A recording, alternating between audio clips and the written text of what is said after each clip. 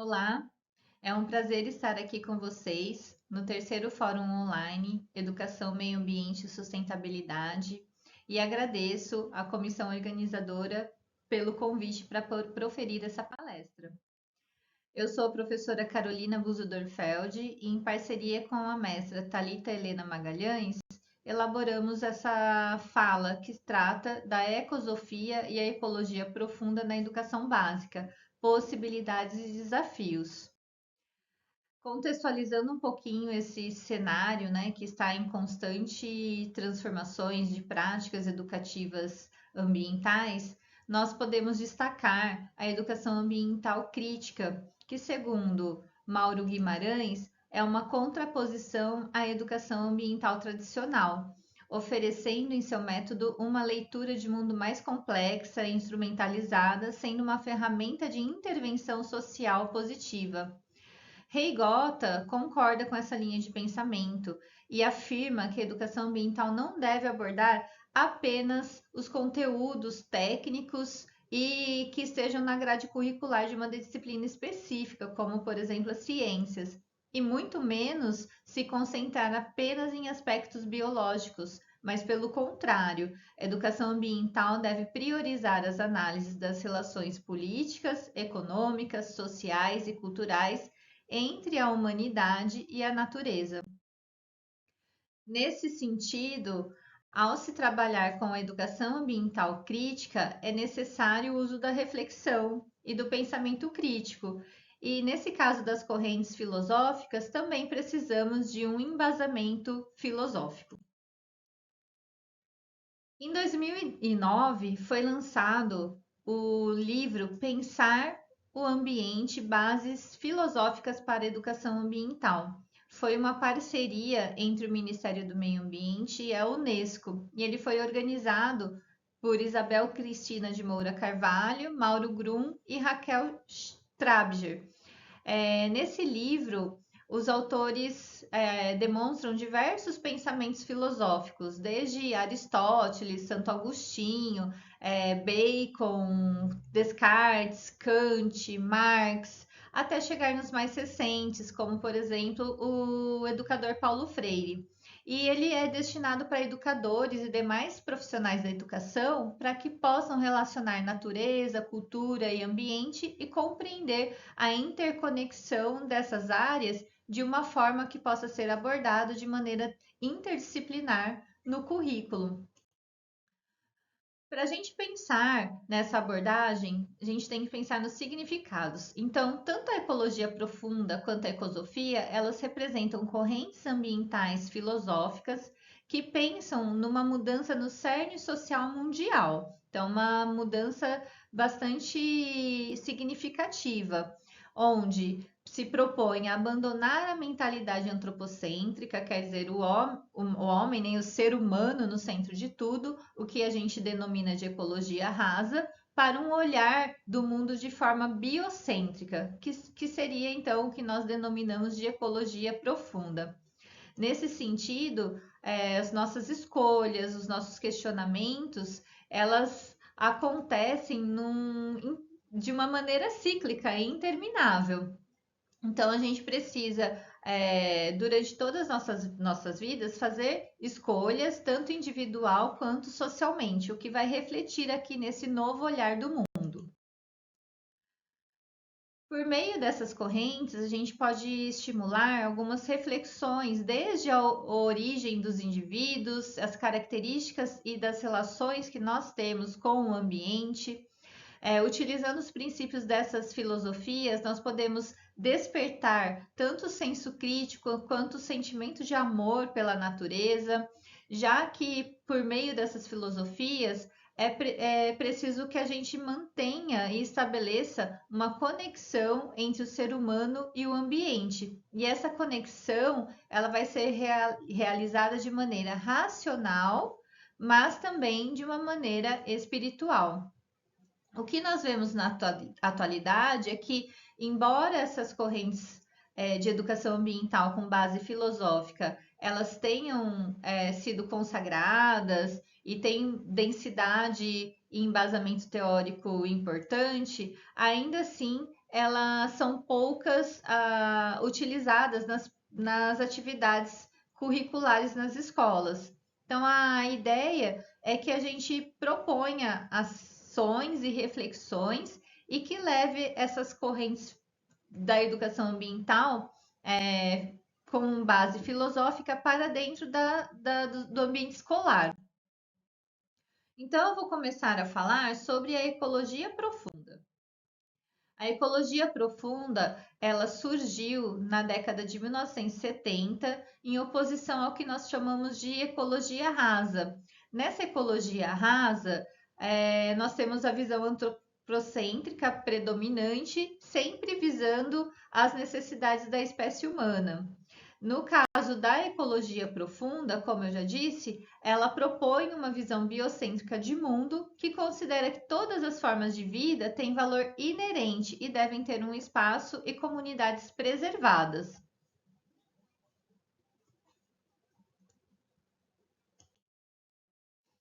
Então, nós temos a ecologia profunda, que foi um termo criado por dois ambientalistas, o George Sessions e principalmente o Arne Naess. Os dois já são falecidos, e o Arne Naess, ele foi um grande ativista ambiental, em que ele se preocupava com as questões da natureza. Ele era um norueguês e ele faleceu com 96 anos.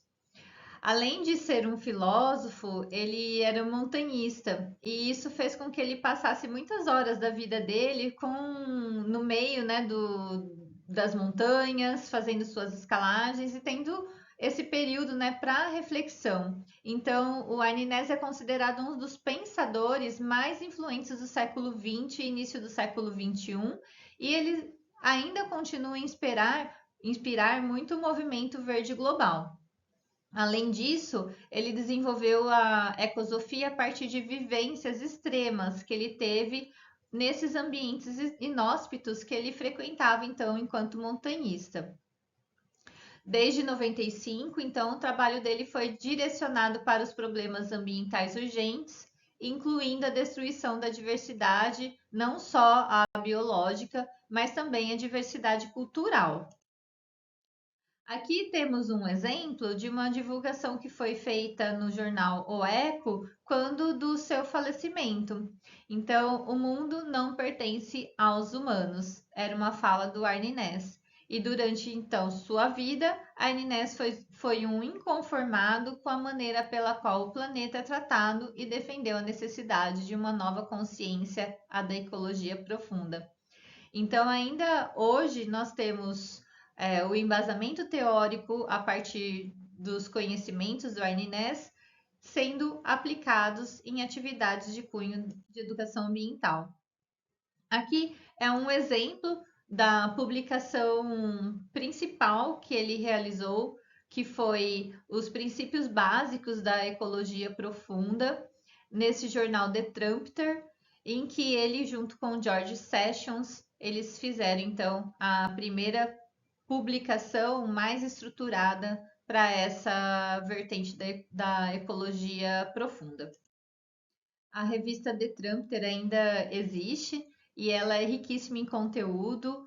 E dentre as pesquisadoras contemporâneas que nós temos que contribuem com artigos nessa revista, nós temos a Vandana Shiva, que é uma física e conselheira do Conselho Mundial do Futuro, e temos também a socióloga Catriona Sandlands, que ela é uma socióloga e coordenadora do programa de doutorado em estudos ambientais. Isso daqui lá na Universidade de Toronto. Então, são duas profissionais que contribuem bastante com essa revista.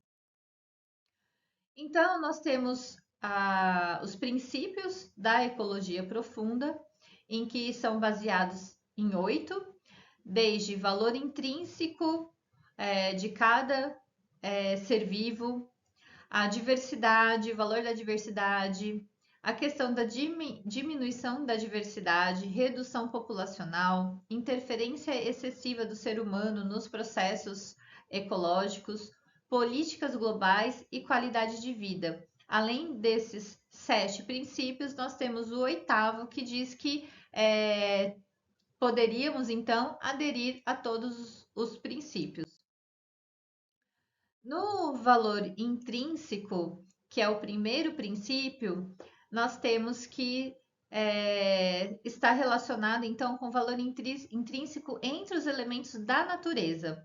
O bem-estar e o florescimento da vida humana e não humana na Terra têm valor em si mesmos. Esses valores são independentes da utilidade do mundo não humano para propósitos humanos. Então, esses 8 princípios divulgados pela dupla de ambientalista no artigo lá na The Trumpeter, ele traz essas considerações sobre os 8 princípios. Então, existe um comentário do Arne Ness e do George Sessions sobre esse primeiro princípio que diz o seguinte: o princípio refere-se a toda a biosfera, incluindo seres humanos e não humanos. Ou seja, espécies, populações, habitats, como rios e paisagens, e também se refere às culturas. Então, o ambiente mundial deve permanecer, na medida do possível, natural. O segundo princípio ele diz a respeito à diversidade. Então, a riqueza e a diversidade das formas de vida contribuem para a realização desses valores e também a própria diversidade já é um valor em si. O terceiro princípio está relacionado às necessidades vitais. Então, os humanos não têm o direito de reduzir essa riqueza de diversidade, exceto para satisfazer as suas necessidades vitais. Então, um comentário que o Ness e os Sessions deixaram sobre esse princípio é que diferenças de clima e fatores relacionados, juntamente com as diferenças nas estruturas das sociedades, como elas existem agora, precisam ser consideradas para que a gente possa pensar quais são essas necessidades vitais. Né? Diferentes culturas têm necessidades vitais diferentes também. Então, precisamos ter essa reflexão sobre o que seria uma necessidade vital para as diferentes culturas.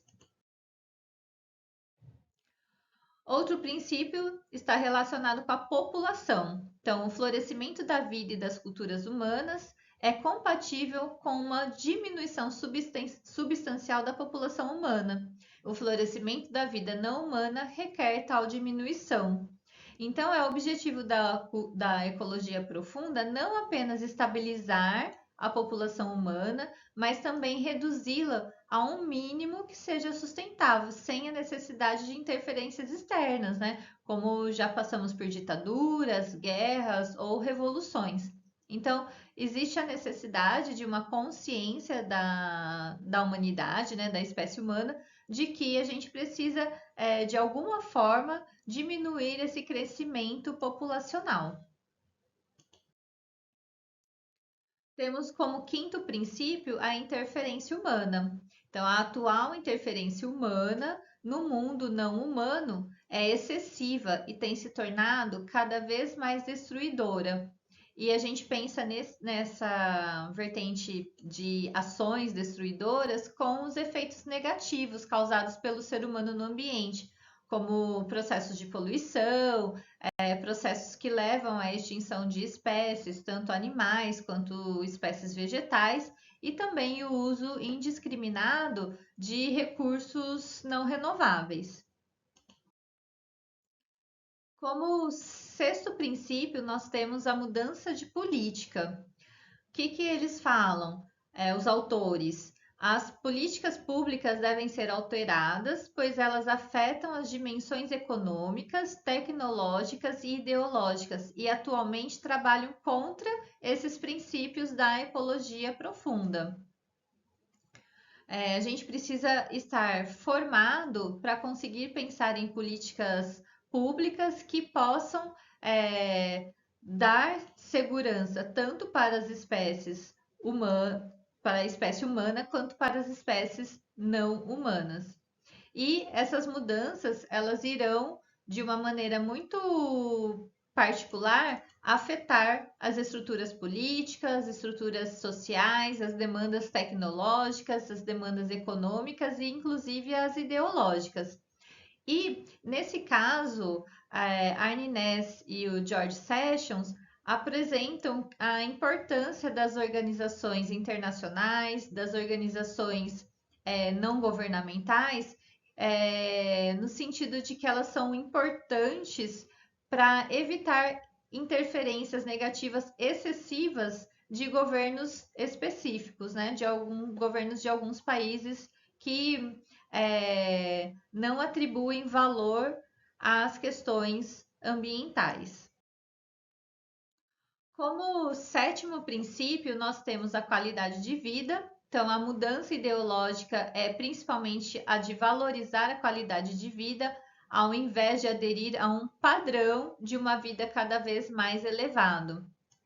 Nesse sentido, o comentário de Ness e Sessions sobre esse sétimo princípio é que o termo qualidade de vida é considerado vago para muitos estudiosos, mas na verdade essa consideração está baseada na impossibilidade de quantificar a qualidade de vida.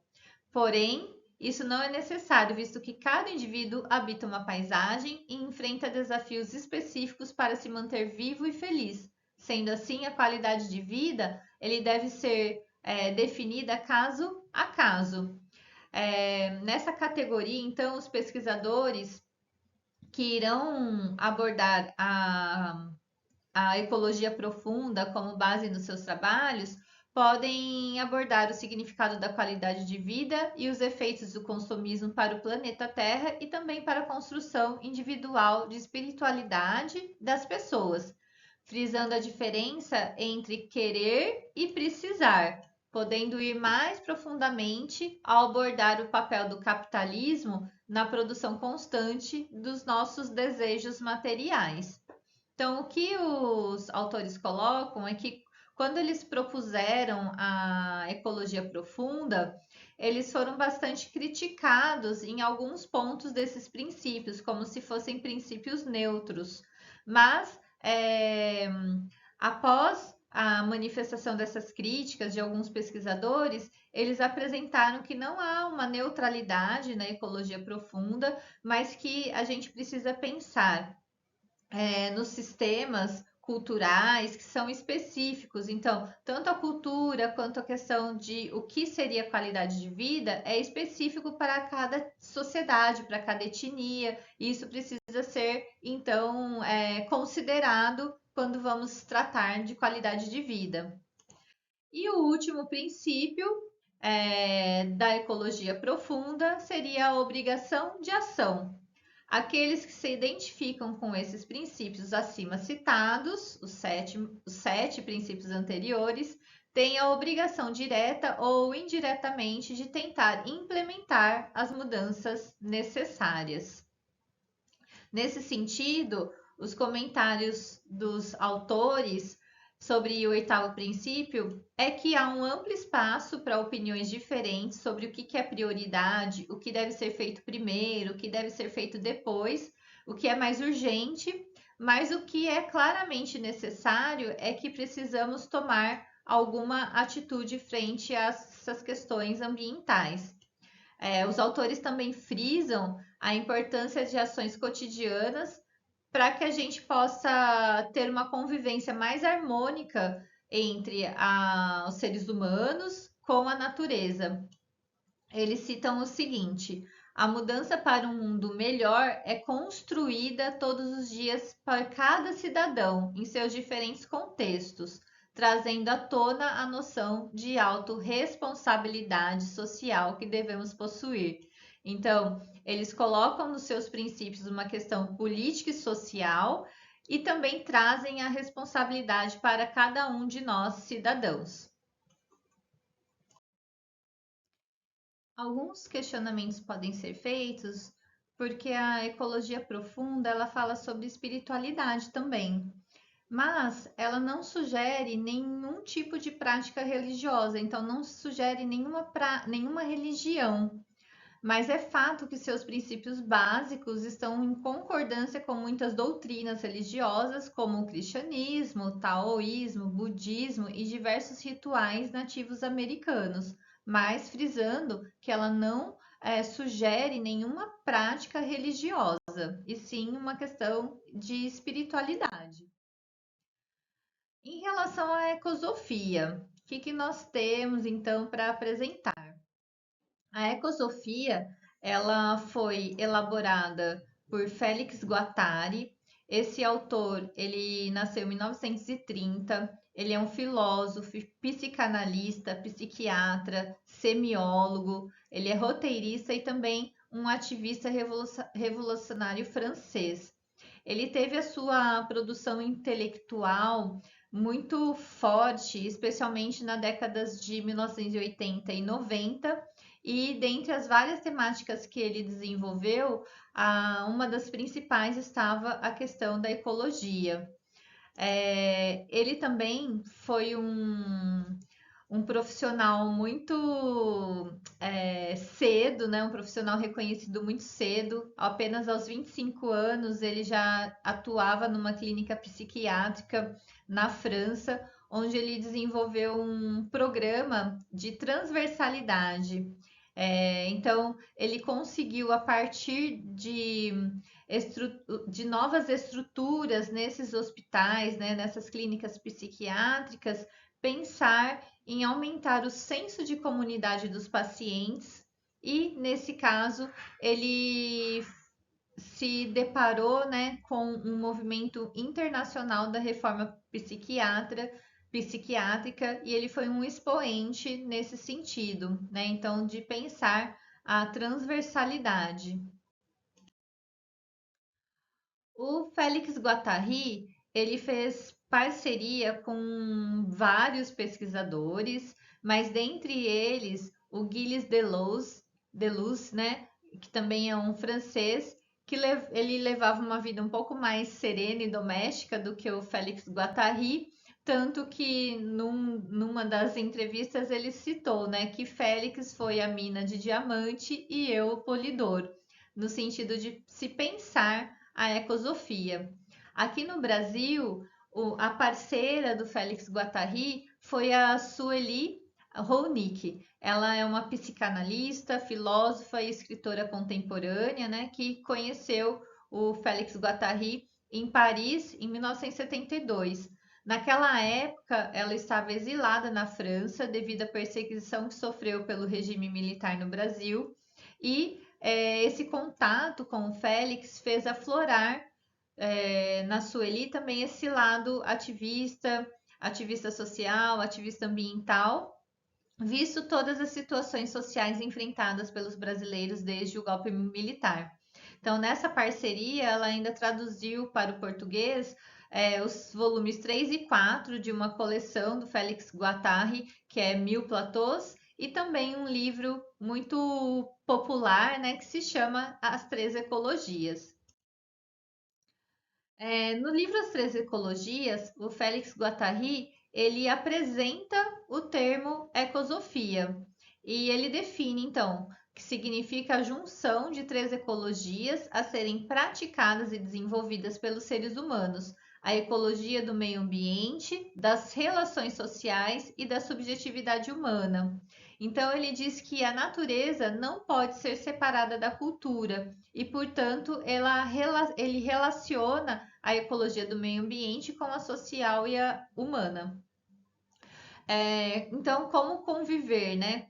Os questionamentos com o crescimento demográfico e com a aceleração das mutações técnicas científicas. O que a gente precisa fazer para enfrentar isso, né? E essa questão do crescimento demográfico também é algo presente na ecologia profunda do Arne Naess. Nessa questão das três ecologias, haverá então a articulação com uma possível e gradual solução para a humanidade, que seria então o conceito da ecosofia. Então, a Guattari divide a ecosofia em três registros ecológicos, que são o meio ambiente, este daqui, ambiental, as relações sociais e a subjetividade humana, que está aqui como mental.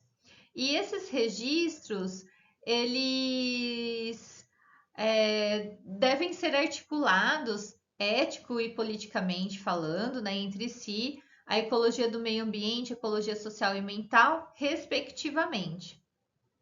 Assim, a tomada de consciência ecológica futura não deverá se contentar com as preocupações com os fatores ambientais apenas, mas deverá também ter como objeto de discussões a devastação ambiental no campo social e também do campo mental. E a gente percebe, né, como a nossa sociedade está adoecendo, tanto em termos de comunidades, né, agrupamentos sociais, quanto também individualmente. E isso pode ter relação com o que somos, o que estamos fazendo aqui, que são princípios da filosofia que podem ser aplicados também a questões de meio ambiente.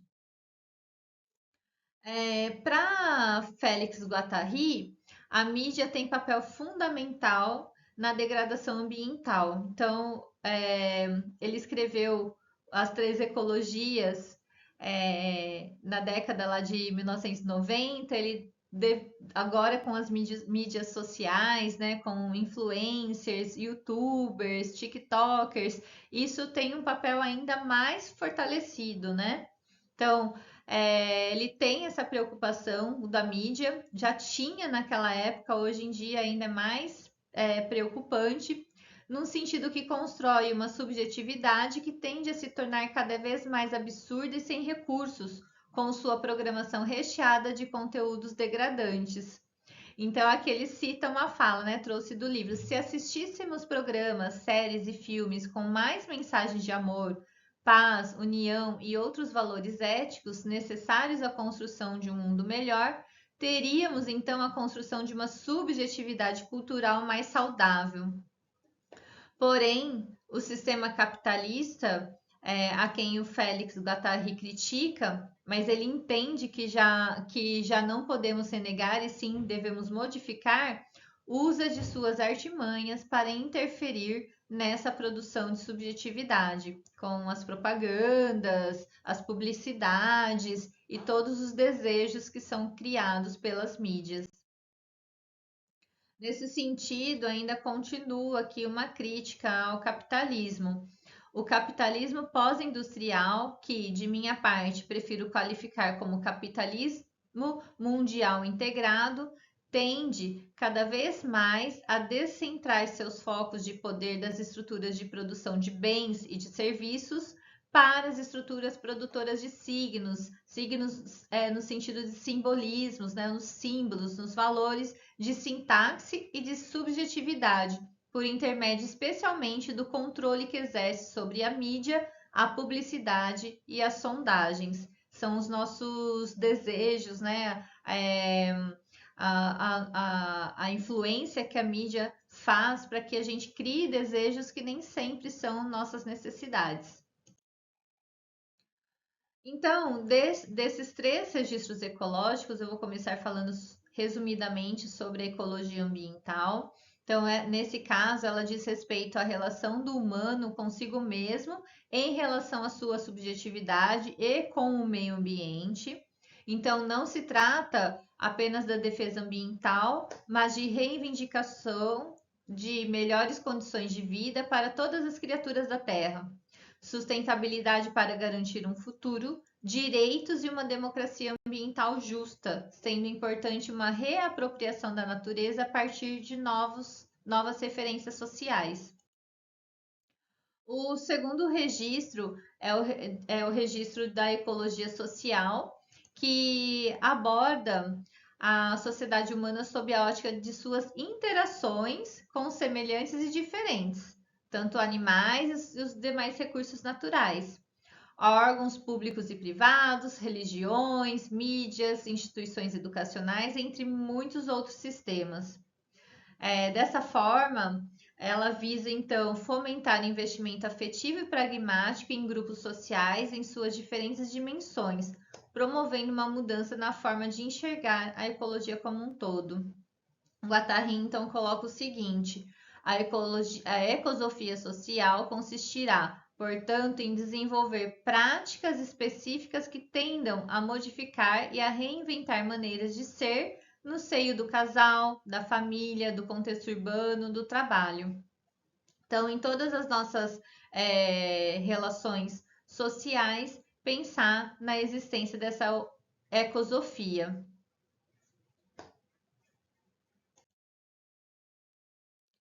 Nesse trecho, eu trouxe um fragmento aqui e eu vou fazer a leitura para a gente conseguir entender.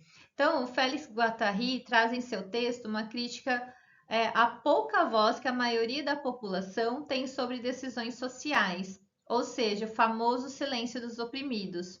Esta problemática muito afeta o progresso social e cultural de alguns países, ao criar situações de exploração de algumas classes sociais que não conseguem se organizar e reagir, ora por falta de conhecimento, ora por falta de organização. Infelizmente, os próprios órgãos responsáveis por lutar pelos direitos dessas pessoas muitas vezes estão atolados em sistemas de corrupção ou de falta de recursos. Essa citação é da Costa de 2021. E cita então um exemplo. É, um exemplo muito interessante dessa discussão de Félix no Brasil são algumas cooperativas agrícolas que são montadas inicialmente como heróis sociais para a realização de comercialização conjunta de produtos agrícolas de pequenos agricultores familiares, mas que, com o tempo, acabam funcionando apenas como atravessadoras, pois compram os produtos alimentícios por um preço baixo para revendê-los por um valor mais alto, criando uma margem de lucro para a cooperativa que não chega até o produtor rural, né? Então, a partir deste momento, os agricultores também são reféns desse sistema da cooperativa. Em contrapartida, os agricultores que são cooperados, mesmo desconfiados da situação, não possuem autonomia suficiente para fiscalizar e mudar a situação em que estão inseridos. Então, o eixo da ecologia social está em reconstruir essas relações humanas em todos os níveis sociais e é preciso a reconciliação das diferenças entre as pessoas, criando conexões mais verdadeiras e abertas ao diálogo para que essa situação apresentada aqui no exemplo não aconteça, né? E o terceiro registro ecológico da ecosofia é a ecologia mental. Essa é a ecologia da pessoa, então nasce do desejo de autoconhecimento das formas saudáveis de viver.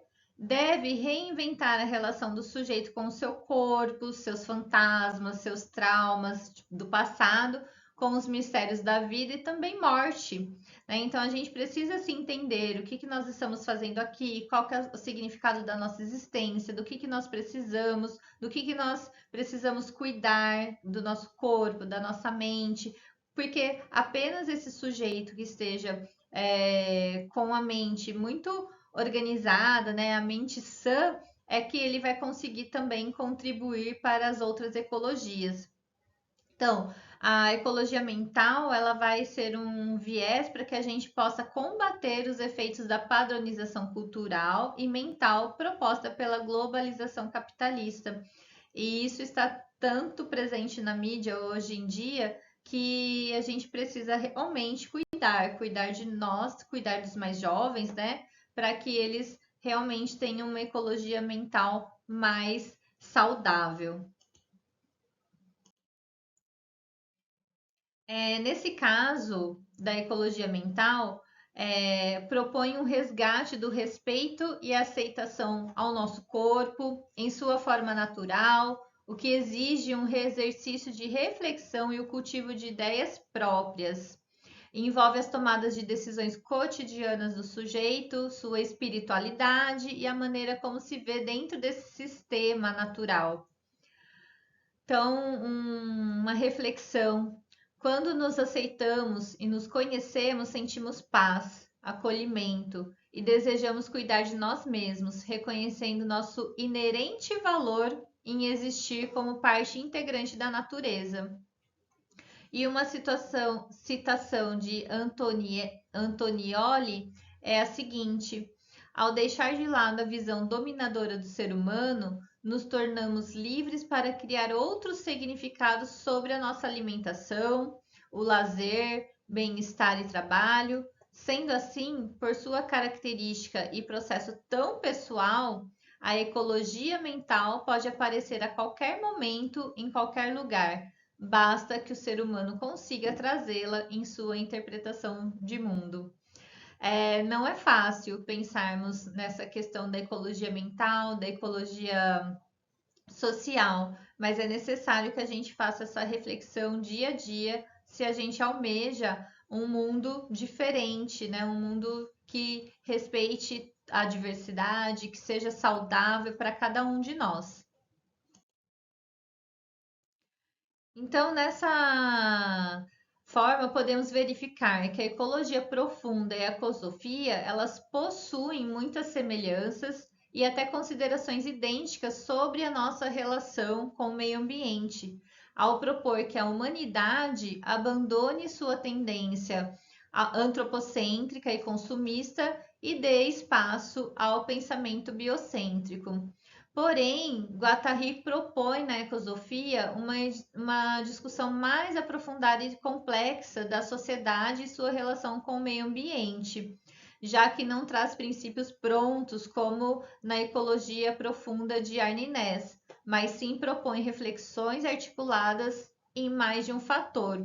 Então, as duas são importantes para a gente refletir e trazer o pensamento filosófico para as nossas práticas de educação ambiental, mas por ter tido mais tempo, né, após então a proposta da ecologia profunda, deu chance para Félix Guattari refletir e desenvolver as suas ideias de uma melhor maneira para propor então a ecosofia. Além disso, nessa relação entre ecologia profunda e ecosofia, a gente tem que a inclusão e o respeito de questões espirituais para o desenvolvimento de uma mentalidade ambiental também é um ponto comum entre as duas teorias, assim como a reflexão pessoal e uso da filosofia para a compreensão desses conceitos e principalmente a tomada de decisões ambientais baseadas em valores éticos, humanos e nas leis básicas da natureza. Então, elas têm pontos em que são concordantes e pontos em que elas se complementam. Eu vou apresentar rapidamente o trabalho que foi da dissertação de mestrado da Thalita Helena Magalhães. O título da pesquisa dela foi Pesquisa Bibliográfica sobre o lugar da ecologia profunda e da ecosofia na educação básica. Ela se trata então de uma pesquisa bibliográfica que teve como objetivo geral realizar um levantamento quantitativo e qualitativo da produção científica dos últimos 20 anos sobre a aplicação dos princípios da ecologia profunda e da ecosofia na educação básica brasileira, utilizando a categoria de pesquisa, então, que é o estado da arte. Eu vou apresentar os dados e depois eu vou deixar o link para vocês acessarem o texto completo, né, para não me estender muito nessa palestra. Então, como a gente vai tratar da ecologia profunda e da ecosofia na educação básica, é importante a gente perceber que a educação ambiental crítica, a inserção dessa educação ambiental crítica no ensino formal, ela exige que o corpo docente e as estruturas da escola, né, das secretarias de Estado, das diretorias de ensino, também tenham conhecimento suficiente para trabalhar essas questões ambientais que englobam não só o ambiente, mas também a sociedade e as questões individuais. Então, a inserção dessa EA crítica no ensino formal vai exigir que o corpo docente da educação básica tenha algum conhecimento ambiental e de ciências naturais e sociais e saibam como integrá-los às temáticas de suas disciplinas. Esses autores, Pereira e Benetti, apontam que essas demandas são justamente as maiores dificuldades de aplicação da EA nas escolas, pois algumas delas têm dificuldade em incluir a transversalidade e a interdisciplinaridade em suas atividades de ensino. Além disso, é muito comum os professores não possuírem capacitação ou motivação para lidar com questões ambientais, tampouco inseri-las no contexto de sala de aula. Então, é toda uma rede complexa de interações escolares, interferências internas e externas no ambiente escolar, que vai fazer com que a gente desenvolva ou não a educação ambiental e, especificamente, a educação ambiental crítica com base filosófica. Aqui estão alguns resultados do trabalho da Thalita. Então, foram selecionados a partir de 2008 até 2021, 24 trabalhos apenas, e desses 24, alguns foram repetidos. Nós tivemos, para analisar ao final, tivemos que retirar essas repetições, mas a gente observa aqui que houve um crescente no período em que nós estudamos, então esse é um ponto positivo dessas publicações, né? Nos nossos resultados, aqui está um fragmento de uma tabela que nós elaboramos. O que nós colocamos, né? O título do trabalho, o tipo de trabalho, se era um artigo em revista, se era uma dissertação de mestrado, uma tese de doutorado, o ano da publicação, os autores e a categoria, se era um trabalho prático, né, de realizar atividades práticas na escola, ou se era um trabalho teórico. Então, o nosso olhar ele voltou-se também para as práticas que os autores desenvolviam com os alunos da educação básica. Também construímos uma tabela onde nós relacionamos cada um dos trabalhos que nós analisamos com os princípios da ecologia profunda e também com os registros ecológicos da ecosofia. Então, por exemplo, esse primeiro trabalho do Darcy Emiliano, ele trabalhou, né, em relação à ecologia profunda, o princípio 2 e o princípio 7. E em relação à ecosofia, trabalhou o princípio ambiental, social e mental. E isso foi diferindo, então, entre os trabalhos, sendo que alguns, apesar de colocar como embasamento teórico a ecosofia e a ecologia profunda, nós não conseguimos verificar no trabalho nenhuma dessas categorias que nós analisamos. Então é interessante, eu fico o convite aqui para vocês acessarem o trabalho completo para verificar como que nós separamos essas categorias e os trabalhos. As considerações finais do trabalho de pesquisa da dissertação, de mestrado, é que realmente poucos trabalhos foram encontrados num universo de tempo, né, de 20 anos. É possível realizar, mas mesmo assim a gente viu que é possível realizar atividades pedagógicas transdisciplinares no sistema de ensino formal brasileiro e que abordem as filosofias ambientais que nós estudamos e que há necessidade de que mais profissionais da área de educação e especificamente da educação ambiental se interessem pela temática da filosofia para que novas metodologias sejam testadas, né, praticadas, executadas e também divulgadas para a comunidade em geral e a comunidade escolar. Concluindo a apresentação de hoje, eu tenho um trecho aqui do Darcy Emiliano de 2020 que reflete bem o nosso pensamento. Quantos caminhos ainda devem ser percorridos para adentrar a uma sociedade que consiga estabelecer uma relação mais positiva com o tempo e com as diferenças culturais, sociais e ambientais?